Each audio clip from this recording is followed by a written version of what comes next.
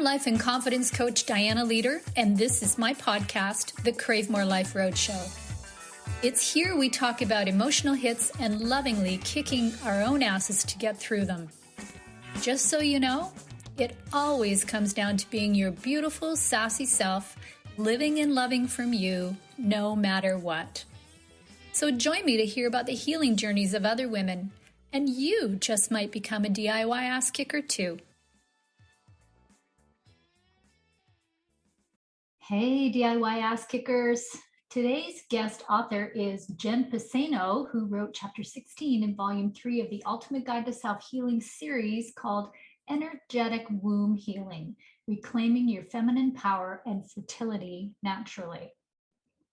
As a shamanic practitioner, author, healer, priestess, Reiki Master and Channel with over 30 years experience, Jen is sharing her spiritual gifts and accumulated wisdom to heal women in deeply profound ways. Jen uses knowledge of anatomy, energy, and movement that she gained through work in the world of championship dancers and athletes, where she is known as the healer. She has worked with peace elders, monks, nuns, healers, and shamans of all backgrounds in her studies and personal life experiences. Jen holds a multitude of certifications in the healing arts and integrates Eastern and Western modalities with shamanic practices, blending it all with big sparks of magic, ritual, dance, art, alchemy, creativity, and intuitive guidance. Jen offers a variety of workshops, online courses, ceremonies, and personalized coaching. You guys, you'll love her. She's fantastic. Wow. I'm really excited to talk to you, Jen. Welcome to the show. Thank you so much for having me. I'm really happy that you're here. That is a lot to be offering the world. So, that there are just so many places that we can go with this. And we will, I'm sure. But I want to start by asking you what it was that made you want to come on the show. Your spirit, your personality, and how you are sharing your gifts to help us share ours. I feel like all the experiences that I've gone through and that everybody's gone through are meant to be repurposed into their superpowers, so to speak, or to align them in their purpose on their soul path. So what you do fits into what I do very nicely. We're trying to share the hardships that have now been alchemized. Lovely. Yes. Yeah, I like that. And I do feel a real connection here. Absolutely. So let's just jump right in about your emotional hits, your emotional shit kickings. Tell us something there's so many shit kickings. Which one shall we start with? Put up your finger. 1, 2, 3, whatever you want to, sweetie. The floor is yours. Okay. Well, first, I just want to say, I'm not sure what your audience is as far as if it's male or female, but I work primarily with women, and I work with families as well. And myself, I'm almost 50, right? You don't get this far on your timeline without having some shit happen, to say it bluntly, right? The chapter I shared in the Ultimate Guide of Self-Healing was my fertility battle, which in sense was one of the things that really aligned me with so many people that initiated me on my path that I'm in now as a shamanic practitioner. But it was 10 years of battling that infertility, and it stirred up brokenness, frustrations, confusion, self-worth issues, caused a great deal of marriage problems. I was quite crazy during that time, and uncertainty, so that there was many things that have happened obviously in lifetime, but that one was such a big chunk. It was a decade, of ups and downs and twists and turns and lots of emotions flying around. So I think that, and getting through that, what one of my desires is, whether somebody is struggling with fertility or if it's another issue that they have that's going on in their life that's triggering them, is to help them really truly alchemize the situation and find those little nuggets of gold that are within it as life lessons, because it's my belief that our biggest wounds, our traumas, our fears that we overcome are the greatest medicine that we hold to share with the world and to align with our soul purpose. And for me, the people that helped me when I was just trying to get knocked up, my whole mission was to get knocked up. I didn't know I was on a spiritual path, but I was on a spiritual path. And those people touched me in a way that I didn't even understand at the time. They opened up different channels within me, and the things that they did to me, I'm now doing to help other women. And it's all interlinked and all interconnected. And that's why I say I believe that our biggest wounds and traumas are our most potent medicine. The trick is that those traumas, fears, and wounds can also be our poison if we don't take the time to do the work to understand them and to transform them into what they were meant to be in the first place. Right. So, yeah, something like, wanting to get pregnant and not being able to is a big one. And yes, I'm sorry, I should have told you this, but my audience is women. So yeah, there will be a lot of listeners that will connect to that. Absolutely. And I love how you have, you've put that together about, what you're suffering is really what will lead you through. That's kind of my way to describe it. But so tell me a little bit about how you first became aware that that's what was happening for you.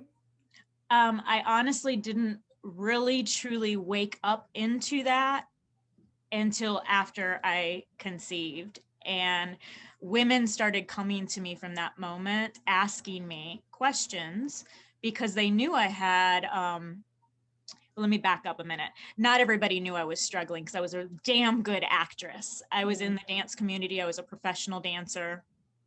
I was battling everything secretly for the most part. And getting asked all the time, when are you going to start a family? And restraining myself from punching people in the throat. Yes. It's like the last thing you want to hear when you get another negative pregnancy test or suffer from a loss of a pregnancy. And through all of that, it taught me great compassion for even those types of question asking, but the big aha as far as knowing that was my path, I think it just happened organically and I didn't know I was doing it when I was doing it. I didn't set out to be the woman who did the womb work healings, but it just organically happened because people started sharing their story with me, and then I shared mine back. And I learned that the more I shared my story of infertility, which gave me quite a bit of shame early on, I thought that's what my body was supposed to do and that my body was broken. But the more I sat with women, back then it was one-on-one, just little girl chats. The more I shared, I realized we weren't that different. We had the same emotions. We had the same feelings. We had the same frustrations, confusions, anger, grief, whether it was pregnancy related or not. There's these underlying emotions that women hold. And we hold it and we paint a smile on our face. For me, it's bright red.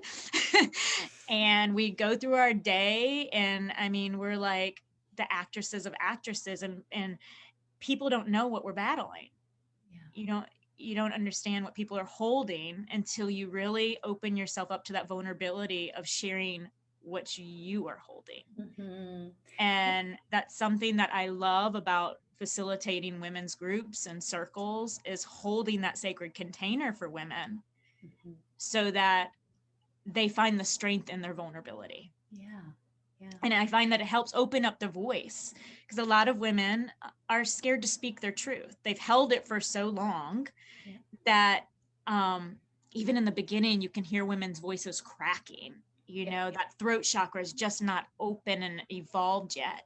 But the more they share that story while getting support from people who truly care, and that are going to give them fierce compassion and not judge them, it gets stronger and stronger. And then they align in their purpose. And you see, the interesting part for me is that when I'm in person or even on Zoom, you can see people's faces even change. The twinkle comes back in their eyes. The flushness comes back in their cheeks. They alchemize. They really, truly do alchemize right before my eyes. And that, oh, it makes my heart just, I'm getting excited right now telling you about it. I can feel it. It makes me love what I do because it transforms them on all levels, mind, body, spirit. And that's why I say I do whole body healing, because it's all of the levels. Right. We're playing on all the playgrounds all at the same time. Yeah, yeah. So when when you're talking about how we have been silenced, right? How we silence ourselves, really. No matter, I mean, that can be across, of course, any issue that we're battling with. There really is that. I kind of vision it as a layer around us as women that, we can't show that vulnerability. We can't really be who we are with whatever we're experiencing at that particular time. I relate to that a lot. I see that a lot with my own clients. Absolutely. And it's a tough nut to crack sometimes. It's a tough one to, and I also loved what you said about, just creating the space for women to do that, to know that they are safe and that they can speak to you and that they can share those things and they can be vulnerable, and it makes them no less the woman that they are, so that's beautiful. I think your practice is awesome. Yeah. Thank you. It's a tough nut to crack sometimes. It's, I tell people the spiritual journey is not fairy dust and sparkles. It's tears and snot and frustration. Yeah. And it really is. If you do the real work, you've got to dig in and deal with the shit. Yeah. And it's not for the lighthearted, but it is for the sacred rebels. Yeah. The people that are sick and tired of being sick and tired, right? Yeah. Sacred rebels. Love that. Love that. Yes, because when when you're in the midst of something like that, as you well know, there is shame there. There are things that we think in our heads that we, who we're supposed to be, how we're supposed to behave. And frankly, I think that 99.9% of it is bullshit. It is bullshit, but we have that programming. I would have, could have, should have. Yeah. Yeah. Right. Yeah. And those are so destructive to our inner muse. And what it does is it activates the inner critic. I like to call her your inner mean girl. Yeah. It is the mean girl. It 100% is. It's telling you you're not good enough. You're not smart enough. You're not skinny enough. You're not fit enough, whatever the story may be. And it's a loud voice. For me, going through fertility, I was embarrassed. I held a lot of shame about that. And with miscarriages, I held a lot of shame for that. I thought it was me. It was my fault. I should be able to do this. And you feel like you're alone. And I didn't even realize how many women have suffered from miscarriage. It's a lot. But women hold that grief to themselves. Yeah. And they push it and suppress it so far down, because of that inner voice. Yeah. And I think if we could just release that a little bit more and realize the art of sisterhood and community, that we could be held up with fierce compassion, and we're all interconnected anyways, right? We are. And I tried to do everything alone. I know a lot of your audience probably is in that position right now. You feel like you're supposed to do it alone. You're supposed to not ask for help. That was one of mine. Stronger you're supposed than to that, be right? stronger. Yeah. I mean, we have that old belief, pull yourself up by the bootstraps, or be quiet, I'll give you something to cry about. Those old programmings, those nuts that are hard to crack, they get us from time to time. They do. But I think that there is such incredible strength in our vulnerability. and coming together. And a big life lesson for me has been, I need to ask for help. And it's still damn hard for me to do. I mean, it's really hard for me to admit that I need help. Yeah. But we all need help. We do. I mean, that's the truth, right? We Yeah. all need help. And why do we think we're supposed to be able to do it all by ourselves? Yeah. Yeah. And that's part of the, you know, the tears and the snot, right? Yes. Is, you know, going there, right? How do, you know, thinking about that, you know, why do we think that we have to do this by ourselves? You know, what is it about, using your example, what is it about motherhood that makes us feel like we can't be, you know, different than what we are told to be? You know, Right. it's, yeah, it's a tough one, because that one is, you know, really your issue really is, you know, it's about being a woman, it's about being a mother, it's all those things that are supposed to be on this big pedestal. And, you know, And we're trying to do it all perfect. And there's no such thing as perfection. Absolutely. Absolutely. Yeah. And if there is, I certainly have never met anybody who has and yet it down. We still strive for it from time to time. I got to keep myself in check with that. But it is, and it's a lot to put on our plate. And part of what I'm trying to do personally and with other women is downsize the size of the plate. Like for a while there, I was carrying the big old paella pan, you know, that could feed the whole community. And I want it to be more like tapas size these days. Nice. And to live life more fully by bringing in more simple pleasures, enjoyment, art, creativity, and knowing that that's deserving. It doesn't always have to be piles of laundry and working and schooling and we take everything on as our job. So, I don't know, so willingly. We do. We do. And I think it's because we are, you know, we think that that is our job and we have to do it like that. But I love that there is an alternative, because that, you know, I think sometimes that's just part of the growth that we can offer, is simply showing a different perspective. You know, just, you know, yeah, you don't have to, the laundry's going to be there tomorrow. You know, you know, you don't have to do it all today. You don't have to do it right today. You don't have to be perfect today. You know, all those things that so many of us, you know, have not heard yet, and yet are so powerful. It is. And that's the whole idea of what we both share, is empowering women, right? Believe me, every other woman has a pile of laundry in her hamper too. Absolutely. The only thing that exists that has infinite, it's totally infinite. That and dishes. Yeah. Yeah, that and dishes. You're right.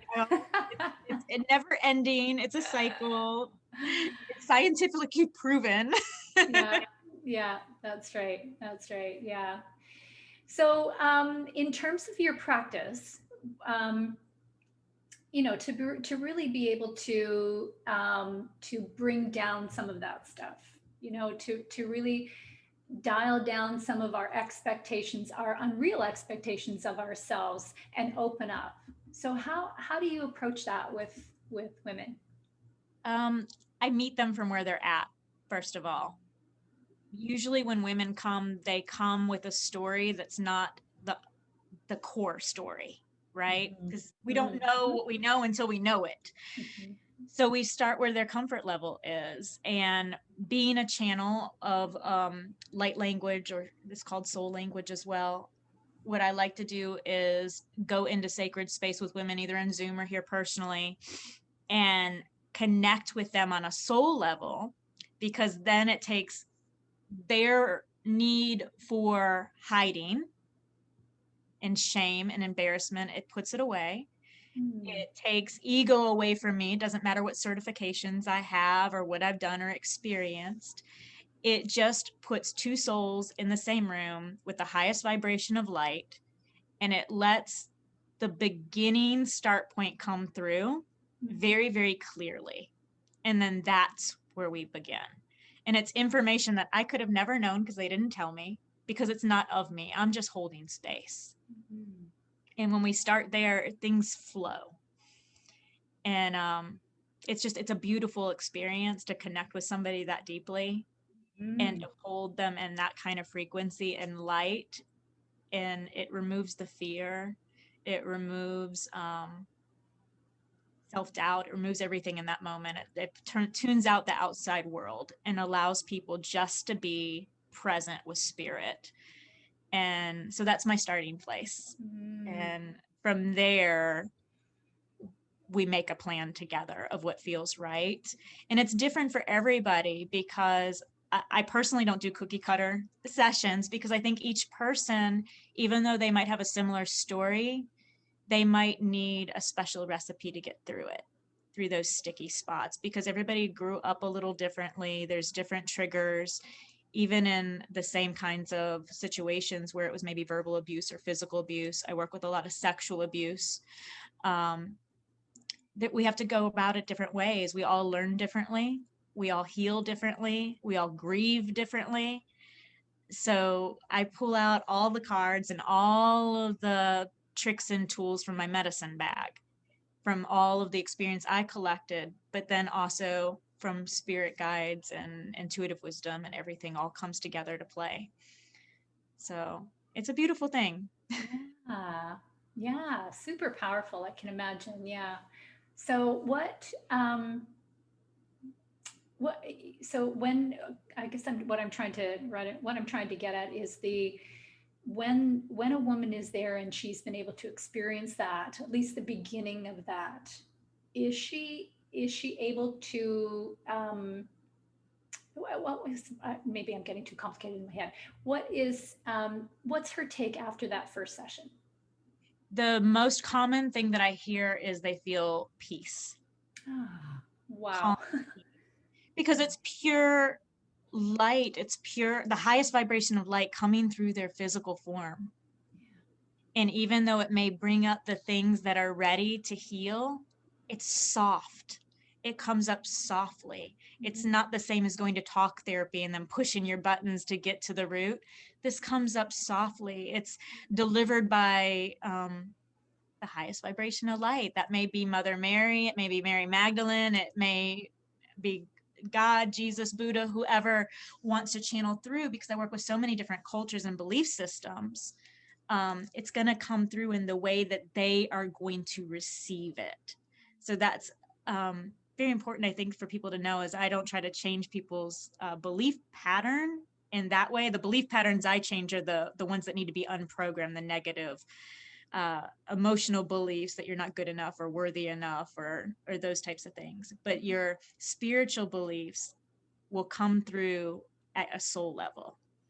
And that's what we work with. We work within that realm of your connection to spirit, whatever that may be. And it brings in harmony and peace, because you are held and embraced by that energy. Beautiful, beautiful. Yeah.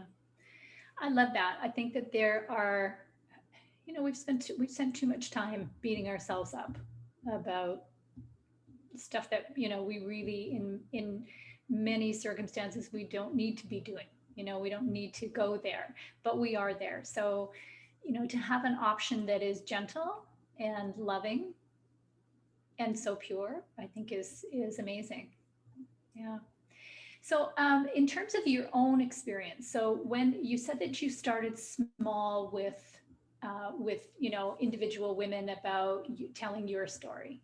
Yes. Tell us a little more about that. So I had so many failed pregnancy tests and frustrations and so forth way back then.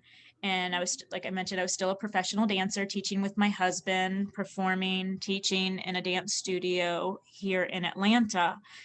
And I got so frustrated with all the disappointments that I said, okay, I'm done. I'm emotionally done. I'm not trying anymore. And I decided to take a break. So trying, but not trying, meaning I'm not checking cervical mucus. I'm not doing temperatures. I'm not getting probbed on or treated like a lab rat. I'm done. And my way of being done, being the geek that I am, was I went and enrolled in massage school to take my mind off not getting pregnant. It sounded logical at the time. I was like, I'm still a professional dancer. I figured I'm going to go to massage school. People get hurt dancing all the time. I would be able to take my mind off things and fix and help people that were on our dance team. So I went and I enrolled in massage school and still continued teaching. And through that, the woman who enrolled me, her name is Lori Craig. She's one of my favorite people in the world. She's the owner of the massage school. I get in there in her office, and some of the questions are you pregnant? I'm like, great. I'm going to get triggered even enrolling in school. I'm like, are you kidding me? It's like a big cosmic wink. And I cried. I started crying. And I didn't want to put no. For whatever reason, check marking no triggered me. And she shared her story with me of infertility and her own battles. And I connected with her at a soul level. And she's probably one of the reasons that I've had courage to share my story with other women. It was the first time I met her, and she just opened up and shared her story with me. And eventually my husband convinced me to try one more time, and that was the time that I got pregnant. But through that whole massage school process, I always talked to clients when I was dancing, and I had started massaging people that had issues, and I had taken some courses for pregnancy massage and hearing those women's stories. So the opportunities just started presenting themselves. I wasn't seeking it out, just, you know how that goes. People just finally appear, the cosmic hits, the divine winks. People just started showing up. And being a dance teacher, you were somewhat a counselor. It's kind of like, being in a hairdresser or a bartender. Everybody tells you everything. And so instead of me just listening, I started sharing. Nice. And same thing with massage. People, I was putting my hands on people's body and feeling their pain and hearing it. And as an empath, really feeling it. And just started sharing. I think that's what we all need to do. Instead of just holding it in, I listened, like intentfully listened, and I felt with my whole heart. And I just started trusting that they needed to hear that they weren't alone. Right. And the same thing happened, I've been through so many hardships besides that. We've been through infertility. We've been through marital issues, the hardest of the hard. And that's stuff that we all hold so much shame and grief about. But as soon as I took that element away, it released it having power over me. So instead of me hiding from it, it empowered me in that way. And it's hard. The first few times you share your story, I'm not going to lie, it's a challenge to get it out of your body and out of your mouth. It's a challenge. But the more that you speak and share, I feel like the more empowered you get with each step. That's why my tagline is like, walk your path fiercely. And I feel like the beginning, you don't feel so fierce. Right. But the more you share, the more you connect, the more you integrate yourself in community and sisterhood, the easier and stronger those steps get. And I used to teach people how to strut and dance, and now I'm teaching people how to strut in the spiritual community. There you go. So I love that. Yeah. The spiritual community. Yeah. I think that whole connection with other women and allowing them to say what they need to say and us being able to say what we need to say in return, there is that, there is that connection that is built, and it is a sisterhood. Absolutely. No one knows this better than another sister. Yes. And there's a deep adornment and love, at least for me, when I talk to other women who have suffered from miscarriage, or gone through asexual trauma, or had their husband cheat on them, or go through infertility. I've gone through all those things and so much more. And yet here I am doing my thing, sharing my story, and helping other people hopefully be brave and courageous enough to share theirs, because my goal is to activate soul purpose work into as many women as I can, because I have big visions for what I want this world to be when my little boy grows up and gives me grandchildren. And I can't do it all alone. So we need an army of sacred rebels. Yeah. And the only way I've figured out to do that right now is to hold space for everybody and help them align in their purpose. So each one of us can go out and initiate more. And it has a domino effect. And I think that's going to cause world change. And that's a game changer, right? So, Absolutely. It's huge. And you're right. It will create a different world. I have no doubt about that. So here's a twist, because sometimes I know it's hard. Well, it's hard to share what is happening for you, hard to reach out for some support and some love. It's also sometimes what I find women telling me is that it's difficult, and I can recognize this in myself. It's difficult to share, to know who you should be sharing with. absolutely. So, I always say to women, women, you will know intuitively who you can trust with your story. If you're not, maybe you don't want to tell Aunt Hilda because you're going to get all the comments that you talked about in your chapter that, people would say to you. If you're going to get that from somebody, then don't go there. So Right. what's your take on that? Well, I agree with you wholeheartedly, and I wouldn't go talk to Aunt Hilda. So I think for me personally, I wish I would have had better communication with my family with the kind of support that I needed and craved, but they didn't understand. So I can't place blame there because they've never went through what I went through. Yeah. And they gave me love and support in the best way they knew how. Right. As far as having your intuitive, that's part of the training that I do with women, is helping them find their own inner lie detector, which for me is in the womb space, that energetic womb. So I teach people how to drop down in their body, because I don't think a lot of us are embodied, right? We're connected to spirit, and sometimes we get on this path and that part feels really good, but then we have this disconnect. And I think it needs to be anchored in. And when we anchor in and we trust that intuition and we trust our inner knowing without letting the inner mean girl, the inner critic, take over the conversation, we know what we know. You know who you can trust. And you can't trust everybody. That is the truth. It may be a sad truth, but it is the truth. You don't need to share with everybody, but if you share with the right people, then you'll be led to the next right person. And the next right person.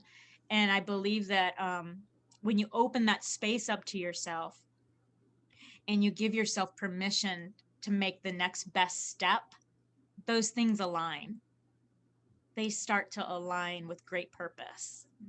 And tapping in, anchoring in. I call it like your own internal check-in, and letting that be your truth, and just like listen for the internal yes or no. Sometimes you might get a warning sign.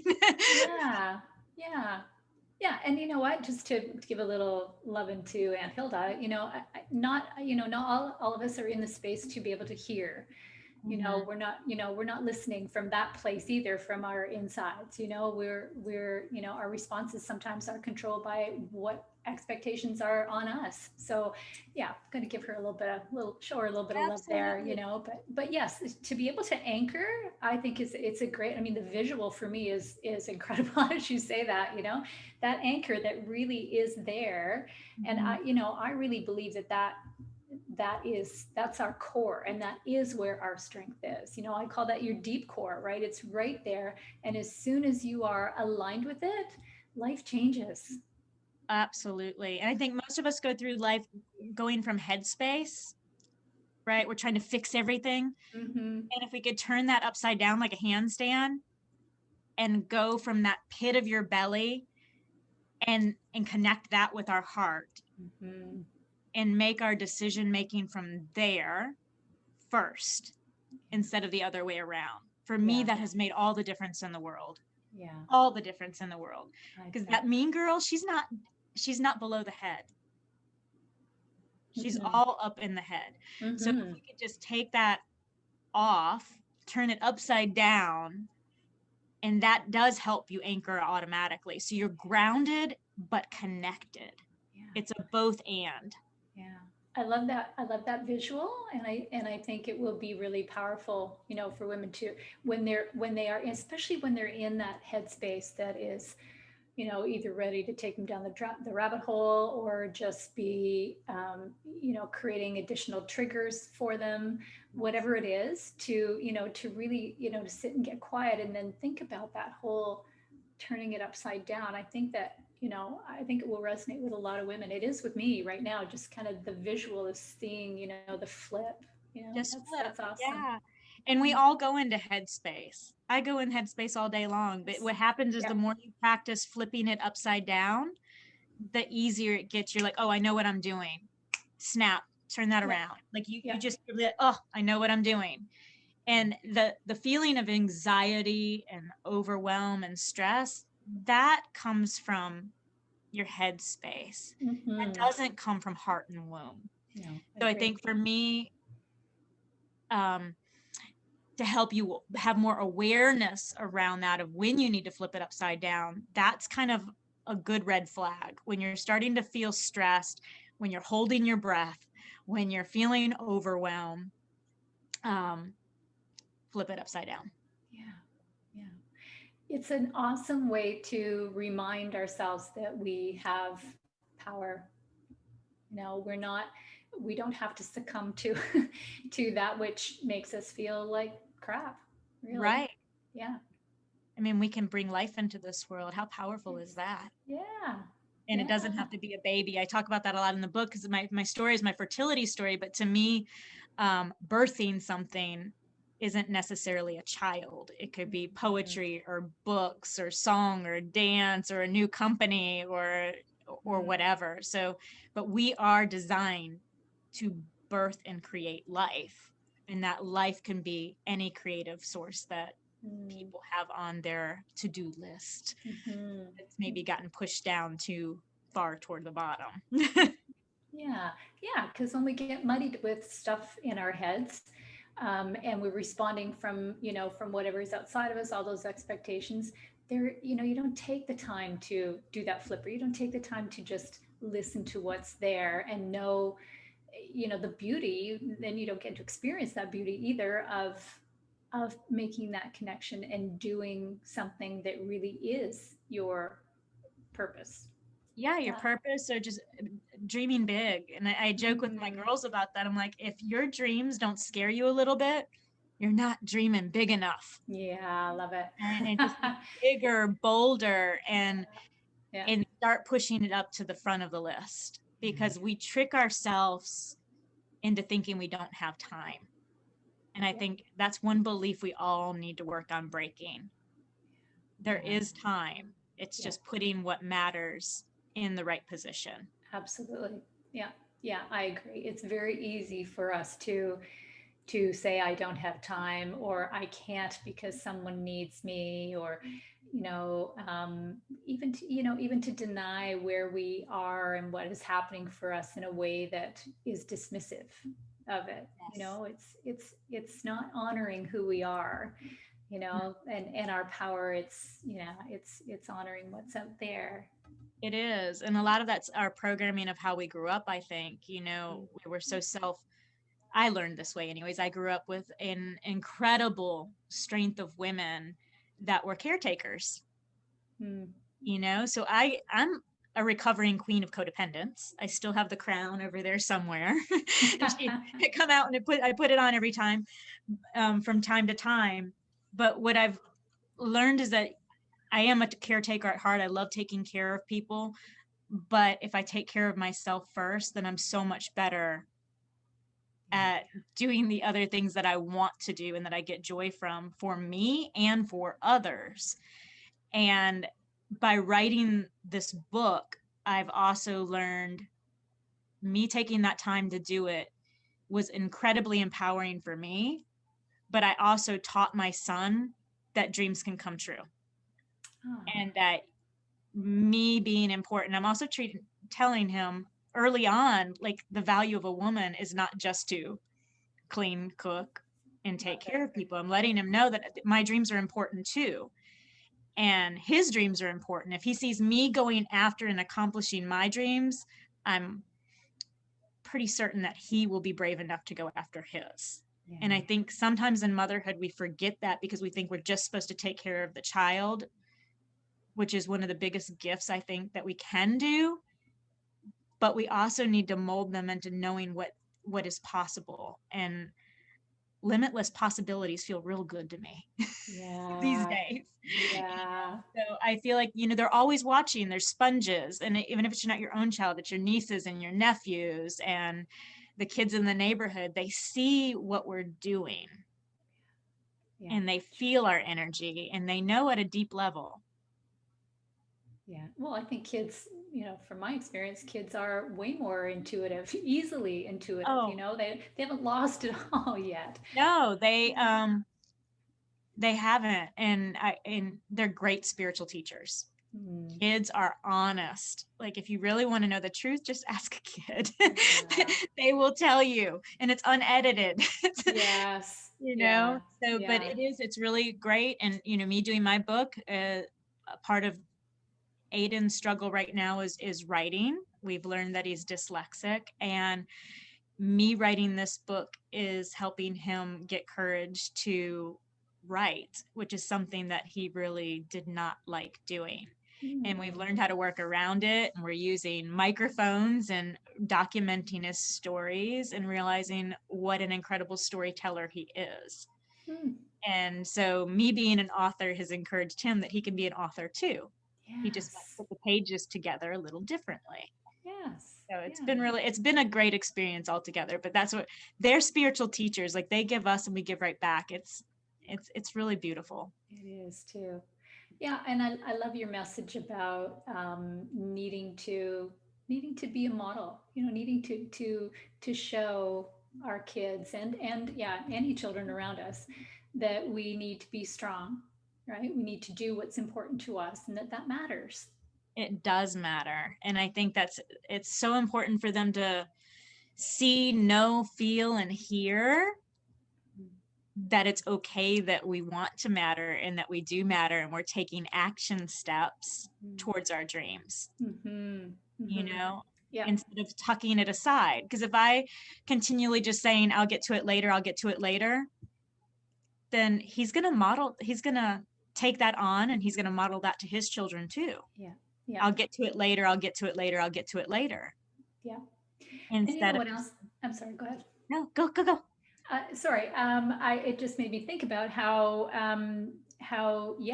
that makes him kind of put things off.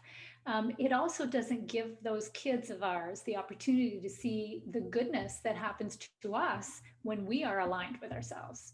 Yes. Like we show up differently. We are kinder, we are softer, we are more caring and more loving, and and we're not triggered as much as maybe we would be by the inner mean girls. So right. Beautiful. We align, the whole energy in your house shifts. Like, I don't know about you, when you did volume 3, didn't you feel like you were on a high? Like Absolutely. The energy was the frequency goes up because you accomplished what you were set out to accomplish, and they feel that. Like, we did a big celebration, me and him. It was beautiful. It was a shared experience. It wasn't just my success, it was our success. And especially with it being the fertility story. I mean, he was the reason that was written. So it's really cool. But I love showing them instead of just tucking it aside. So many generations of women weren't as lucky as we are today. I think that they have an opportunity to make that choice. And those that walk before us, like, I feel like we're also giving them a big we're embracing what they did for us, those who walked before us, our ancestors, our elders. Like, us being successful, brilliant, magnificent women sharing our voice is quite a gift, isn't it? It's quite a gift that not all were able to have. That's true. And I think, though, in that way, I think that we are the legacy of those women that came before us. You know, Yes. we're doing what they probably needed and wanted to do themselves. But yeah, as you said, they It was, couldn't. yeah, it was a different time back then, right? Yeah. And just the fact that we are allowed to dress how we want and express ourselves in those ways, all of the different things that we do, voting, everything. We are so blessed Mm-hmm. that we can pull that thread through our lineage and gift that to our ancestors that way through what we do next. Mm-hmm. You know, because when we heal ourselves, we heal our lineage. And I feel like gifting that back to them, of us not holding back anymore or playing small, I think that's a huge gift to our spiritual blueprint. Yeah, I agree. I agree. We're not alone. It's No, not just us. Yeah. it's not. And it affects the future generations, Yes. right? Yeah. So it goes both directions. That it's I always, when we do healing work and energy work with women, at a minimum it goes 7 generations back and 7 generations forward. Wow. So it's incredible that one brave woman does all that, Yeah. right? And as you heal that, that's why I say healing one at a time, it heals the world, because it's really, it's math. Yeah. Mathematically, it's awesome. Yeah. 7 back and 7 forward. And sometimes it's Wow. more. I mean, it's very common. I work very much with the ancestral lines and the grandmothers, especially on the feminine line. The grandmothers will come up and they'll stand with you and they'll stand for you. And they want that healing through the lineage too. You know, so we'll do womb work and we'll do womb healings and womb blessings. And we go back to the time that you were even in your mother's body and we heal that, because a lot of us took on some beliefs and fears because of the type of pregnancy their mothers had. And when we do that healing, it really shifts things. It shifts things in our mothers, it shifts stuff in us, it shifts things in our children and our unborn children or unborn grandchildren. But you know, if you think about that, there's people who went through pregnancy that were scared, and that fear was passed on to their babies because that's what you were nurtured with. Yeah. You know, even if you were loved and adorned, that fear still comes through. That's what your energetic field was while you were in the womb space. You know, or if it was an abusive relationship or a verbally abusive relationship, or fear of money can bring in all of that money junk that some of us carry, you know, the scarcity, the feelings of scarcity and not having enough. It comes through our wombs, but all of it is healable. And that's the beauty of the work. Fascinating stuff. I love it. The interest for me is that I've been doing a lot of ancestry work myself, just just research into my family and on my mother's side, and some of the trauma. You know, although it's hard, you know, it's not clearly documented, but when you put it all together, you can see the story, and the trauma is significant. You know, so how do you not carry that? You know, it's in your blood and bones. I mean, it goes through the lines, and everybody has it. If you go through your lineage, it's there. We've all had scarcity in some way. We've all had some kind of addictions.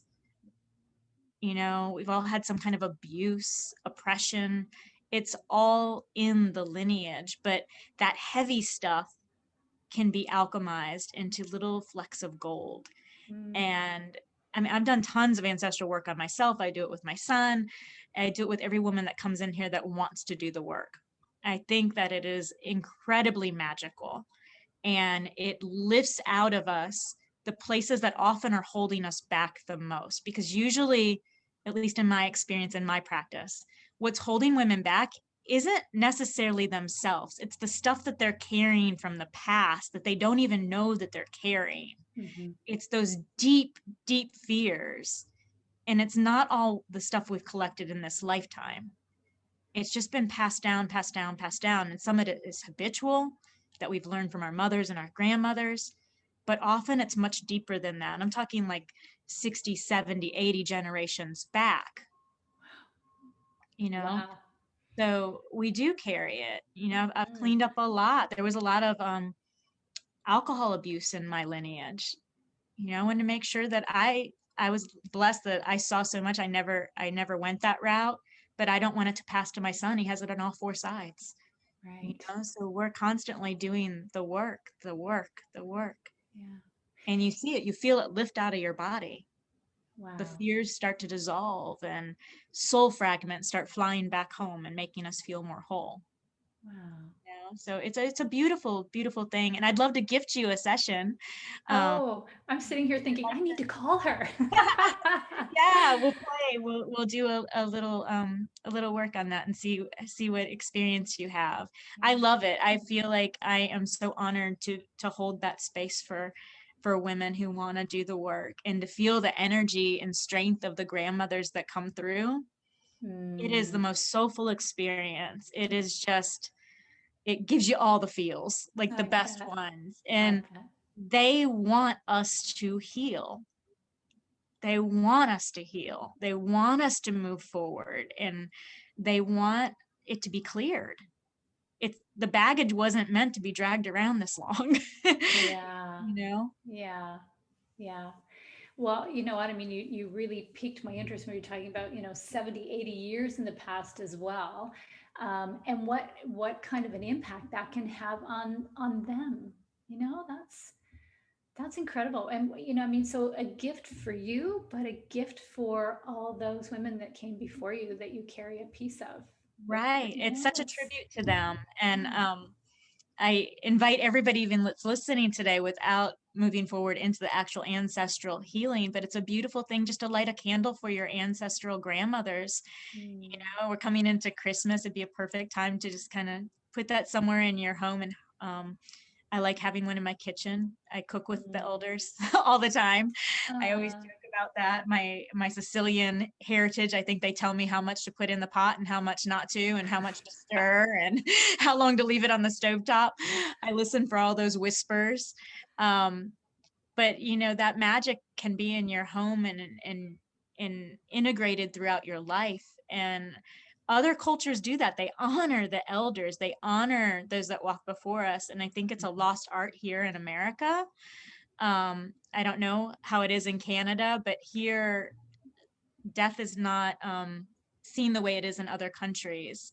yeah. And I try to bring it in as a celebration here in our home, and we celebrate their lives, their stories. And it's been a part of the tradition I do with my son, and now homeschooling him. We're researching things that maybe didn't pass down to us, but we're doing enough research and digging that we're bringing back traditions that may have Mm, been there once before, and we're making them modern so they fit with our lives. But mhm. it's a beautiful way to integrate ancestral healing and ancestral work just by doing those little touches. Mm, Learning the recipes of different areas where your family may have come from. I think a lot of people have traced their DNA now, and just going back and finding that those little nuggets are so fun. They're yeah. so fun. Yeah, I agree. I agree. I can see the excitement on your face as you're Oh, talking it about makes it. me happy. I'm so into the Italian. I'm really, really following my Sicilian and Italian culture right now, and it's just been so joyful for me and my son. Wow, wonderful. And I love the simple technique of, yeah, cooking, recipes that will connect to where you were from, and lighting candles. I love that too. And I have a candle that my sister gave me many, many years ago.